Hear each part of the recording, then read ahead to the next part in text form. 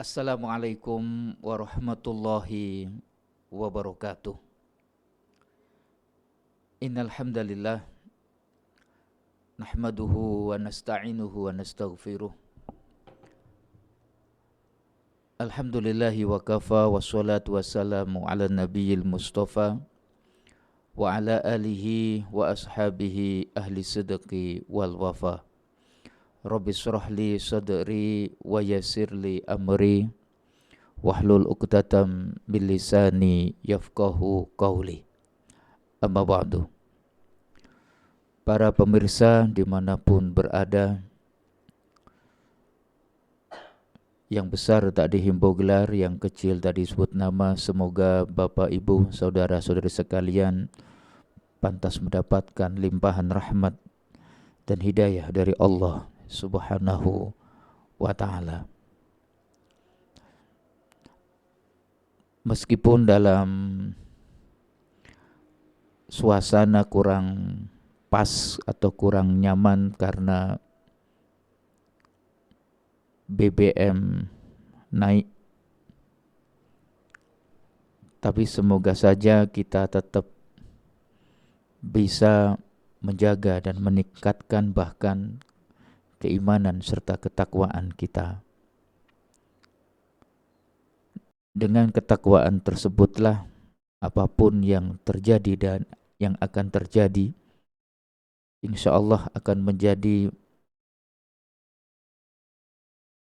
penerang bagi jalan kita dan pengurang atas beban di pundak-pundak kita. Salawat dan salam semoga selalu terhaturkan kepada junjungan Nabi Agung Muhammad Sallallahu Alaihi Wasallam.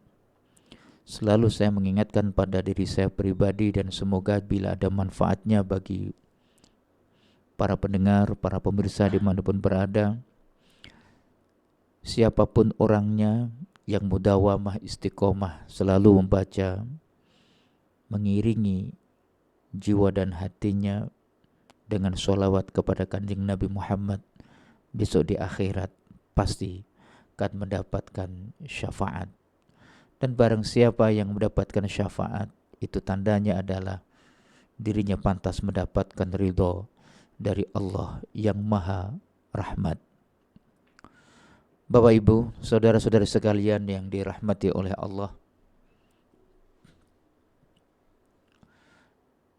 masih menjadi perbincangan kita karena sesuatu ini sangat erat dengan kehidupan, bahkan menjadi salah satu nadi kehidupan manusia, khususnya di Indonesia.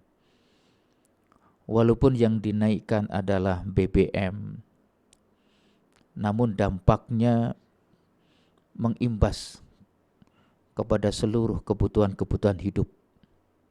Sekedar informasi saja, gara-gara BBM naik, sekarang harga tempe mendoan, tempe goreng di sini atau istilah tempe kemul itu 1.500.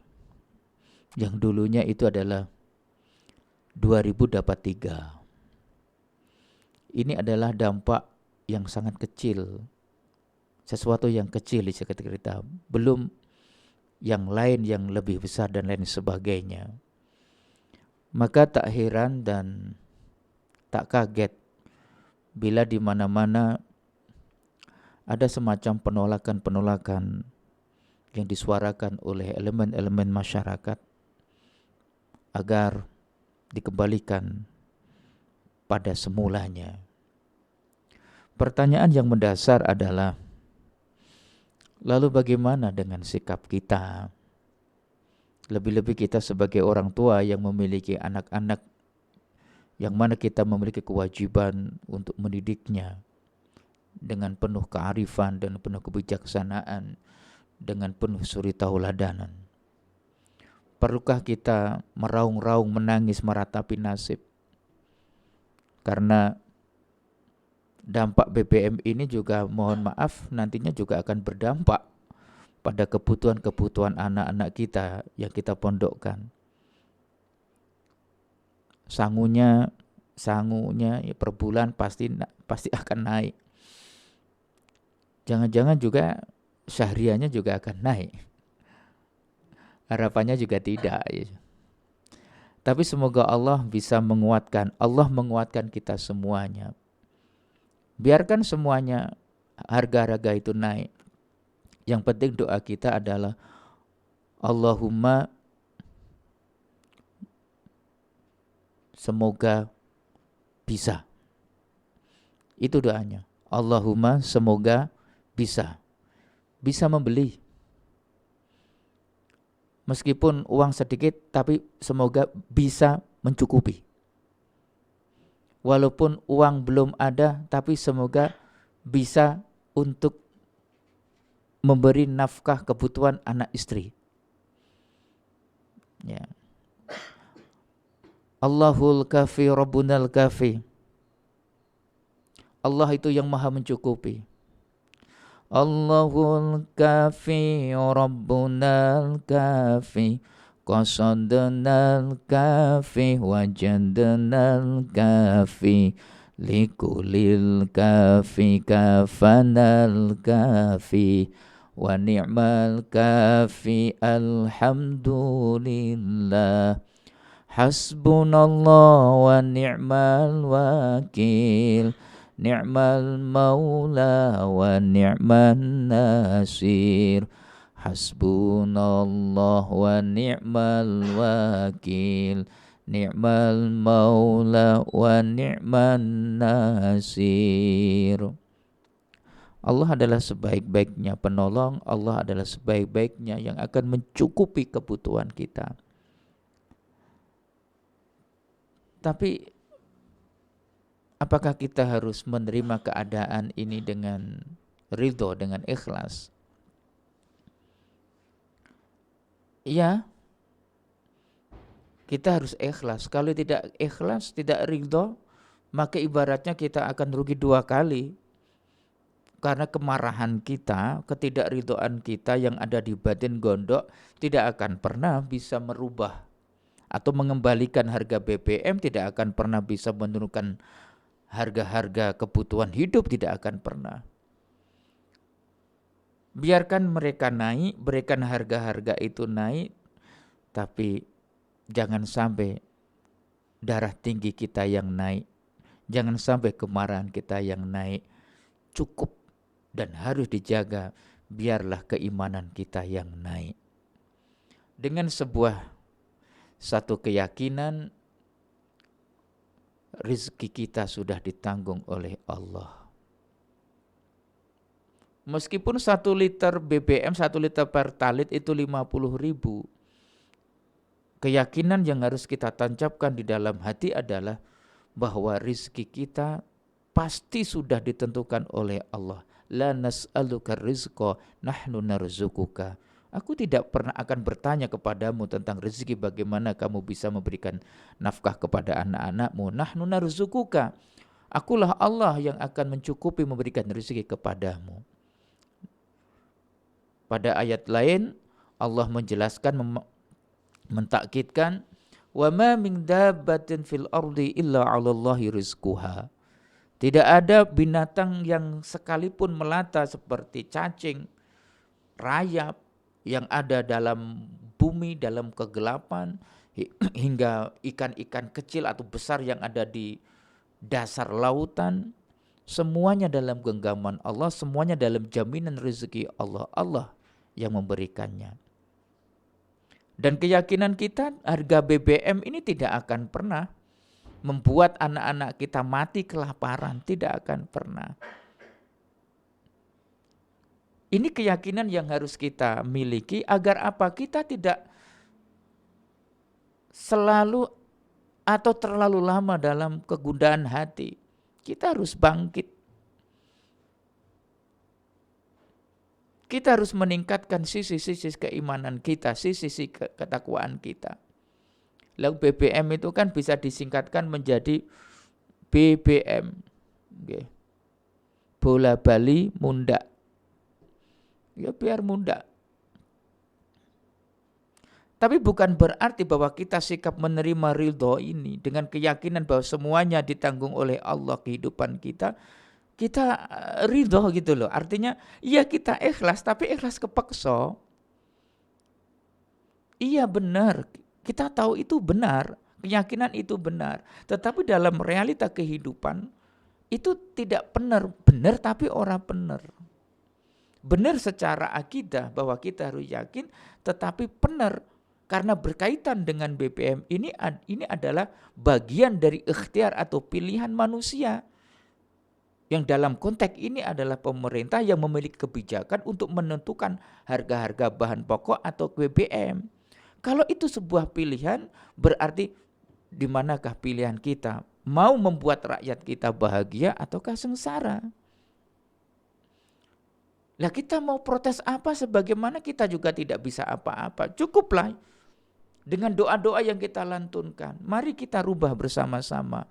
Apa itu? BBM. B itu adalah beristighfar, saudaraku. B yang kedua, BB, beristighfar. M adalah masjid. Biarkan BBM naik bola-bali munda, tetapi beristighfar, bertasbih, dan ke masjid kita juga harus naik. Naik semangat kita, naik kualitas kita, naik kuantitas keimanan dan ketakwaan kita kepada Allah Jalla Jalaluh. Karena apa? Zikir itu diibaratkan sebagaimana yang disampaikan oleh Imam Ibnu Qayyim Al-Jauzi. Zikir itu diibaratkan sebuah pohon yang buahnya adalah ma'rifatullah. Semakin banyak berzikir, maka semakin kuat akar pohon tersebut. Kalau akar pohon tersebut kuat, maka sudah dipastikan suatu saat jikalau musim berbuah, ia akan memberikan buah yang banyak. Dan ketika buah pohon yang banyak, maka akarnya semakin kuat dan tidak akan tumbang meskipun angin topan, angin beliung itu datang menghampirinya. Karena kuat. Kuatnya apa? Zikir kita kepada Allah. Ketika hati kita terlalu banyak dipenuhi dengan hasrat duniawi, dengan pasti hati itu akan menjadi keras, saudaraku. Maka lembutkanlah hati kita, lunakkanlah hati kita dengan zikir, dengan mengingat kepada Allah, bertasbih, beristighfar, dan segera menuju ke masjid Allah Subhanahu wa ta'ala. فَقُلْتُ اسْتَغْفِرُوا رَبَّكُمْ إِنَّهُ كَانَ غَفَّارًا يُرْسِلِ السَّمَاءَ عَلَيْكُمْ مِدْرَارًا وَيُمْدِدْكُمْ بِأَمْوَالٍ وَبَنِينَ وَيَجْعَلْ لَكُمْ جَنَّاتٍ وَيَجْعَلْ لَكُمْ أَنْهَارًا فَقُلْتُ اسْتَغْفِرُوا رَبَّكُمْ إِنَّهُ كَانَ غَفَّارًا. Perbanyaklah untuk beristighfar, memohon ampunan kepada Allah. Sesungguhnya Allah kana ghaffara. Allah itu Maha Pengampun. La ubali, Allah tidak peduli selagi kita itu mendekat kepada Allah, bermunajat, bertaubat kepada Allah, mengakui dosa-dosa kita dan bertekad tidak akan kembali kepadanya. La ubali walau zunubuka ananas sama. Kata Allah, aku tak peduli.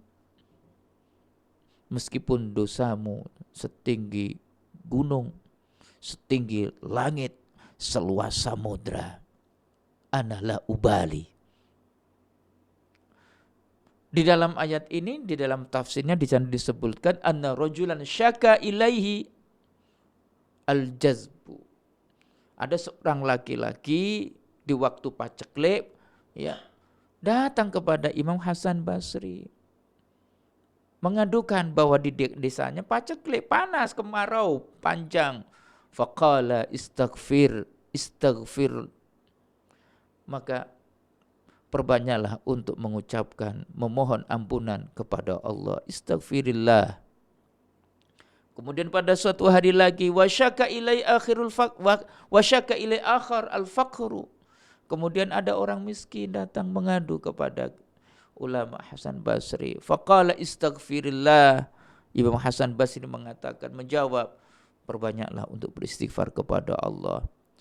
Wa syaka ilai akhar jafafu bustanihi. Ada orang yang datang gerombolan kelompok petani, gagal panen, dipangan wereng. Faqala istaghfirillah. Jawabannya sama, perbanyak istighfar kepada Allah. Wa syaka ilai akhar adamul walad. Ada seorang pasangan suami istri yang sudah 10 tahun sudah kita berumah tangga, namun belum juga mendapatkan putra.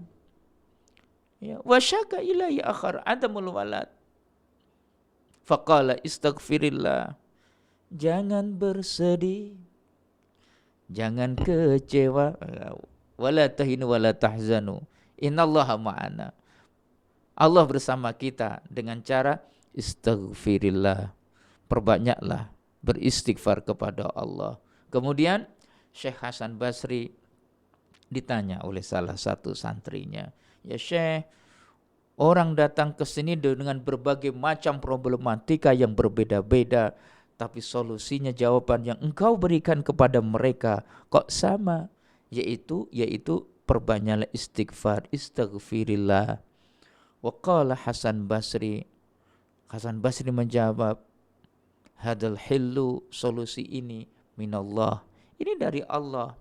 Faqala Allah Ta'ala fi kitabil karim, faqultu astaghfiru rabbakum innahu kana ghaffara yursilis samaa alaikum midrara. Jika kalian itu memperbanyak istighfar dengan ketulusan dan ikhlas karena Allah, maka Allah akan menurunkan rahmatnya dari langit berupa air yang membawa keberkahan. Wa yumditukum bi amwal, dan Allah akan memudahkan rezeki-rezekimu yang ada di dalam bumi, dikeluarkan berupa panen-panen. Wa bani wa yaj'al lakum jannati wa yaj'al lakum anhara. Semuanya gepah ripah loh jinawi, anak-anak pada soleh dan solehah. Dan Rasulullah Shallallahu Alaihi Wasallam sendiri di dalam hadisnya, wallahi inilah astaghfirullah wa atubu ilaihi sab'ina marrah au mi'atu marrah.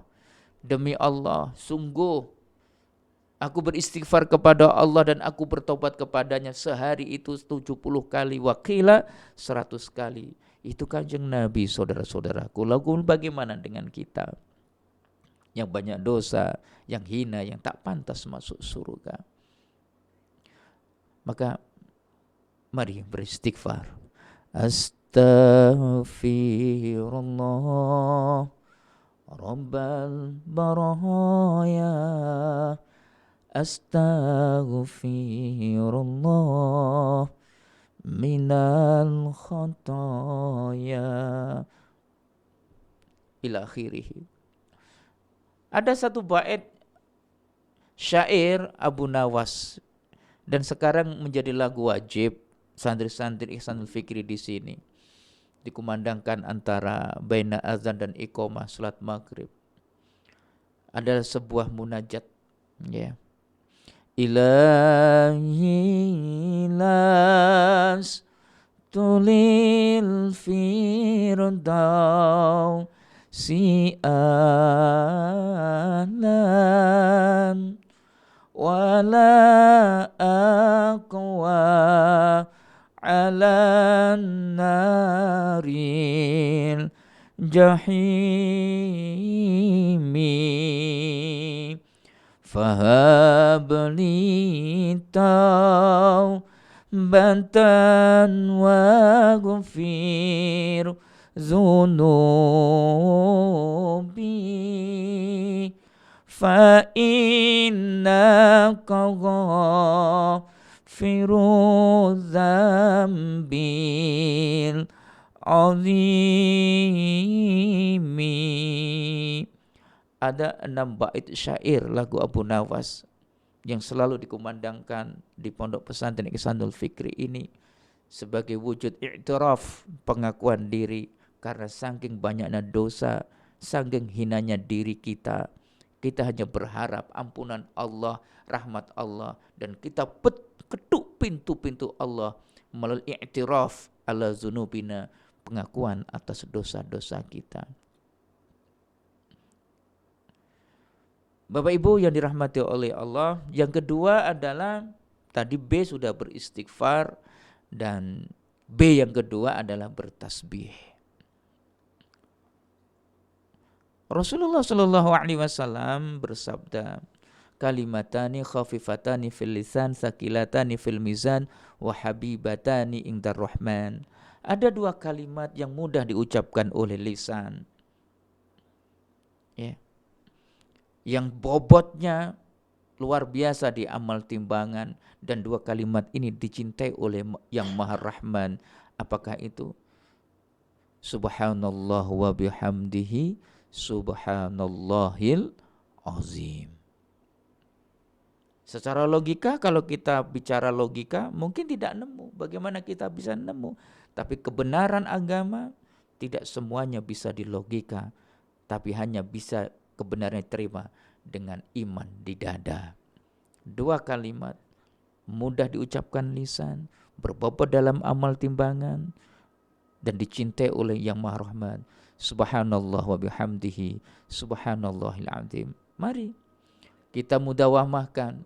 Kita harus memiliki zikir-zikir yang rutin, ya, setiap hari 100 kali kalau bisa, 313 kali kalau bisa, sebanyak-banyak bukrata wa asila, pagi dan petang atau pagi sampai petang, petang sampai pagi, berniat berzikir Allah, fazkuruni azkurukum washkururi wala takfurun. Bahkan di dalam hadis lain Rasulullah Shallallahu Alaihi Wasallam bersabda, ma 'alal ardi rajulun yaqulu la ilaha illallah wallahu akbar wa subhanallah walhamdulillah wala haula wala quwwata illa billah illa kufirat anhu dzunubuhu walau kanat aktsara min zabadil bahri. Tidaklah seseorang di muka bumi ini yang mengucapkan la ilaha illallah, Allahu akbar, wa subhanallah, wala haula wala quwata illa billah, kecuali dosa-dosanya diampuni oleh Allah meskipun sebanyak buih di lautan. Mumpung masih ada kesempatan, mumpung masih ada umur panjang, kita lalui dengan meningkatkan BBM, beristighfar, bertasbih, dan ke masjid. Dan yang terakhir, Rasulullah Shallallahu Alaihi Wasallam, "Idza ra'aitumur rajula ya'tadul masjida fashhadu lahu bil iman." Jikalau kau ingin melihat seorang orang yang jikalau kau melihat orang yang terbiasa ya'tadu bil masjid, yang terbiasa di masjid, ya, suka azan, suka membersihkan, datangnya awal, maka saksikanlah bahwa dirinya adalah orang yang beriman. Dalilnya mana? Kanjeng Nabi mengucapkan firman Allah, innama ya'muru masajidallah man amana billahi wal yaumil akhir. Hanyalah orang-orang yang memakmurkan masjid itu adalah orang yang beriman kepada Allah dan di hari akhir. Di dalam hadis yang terakhir tentang masjid ini, man tatahharu fi baitihi summa masya ila baitin min buyutillah liyaqdiya fariidatan min faraidillah kanat khutwatahu ihdahuma takhuttu khati'atan wal ukhra tarfa'u darajatan. Barang siapa yang bersuci, wudhu di rumahnya, kemudian bergegas menuju ke masjid, maka dua langkahnya, satu langkahnya ke kanan, ke depan, menghapus dosa, dan yang ke belakang, yang satunya lagi, itu mengangkat derajatnya. Demikian para pemirsa yang dirahmati oleh Allah, BBM, ya, kita lalui dengan meningkatkan zikir kita, ibadah kita, ketakwaan kepada Allah. Semoga dengan zikir-zikir ini, dengan ibadah-ibadah kebaikan ini, janji Allah segera kita miliki. Wa may yattaqillaha yaj'al lahu makhraja wa yarzuqhu min haitsu la yahtasib. Al-afu minkum hadanallahu wa iyyakum. Wassalamualaikum warahmatullahi wabarakatuh.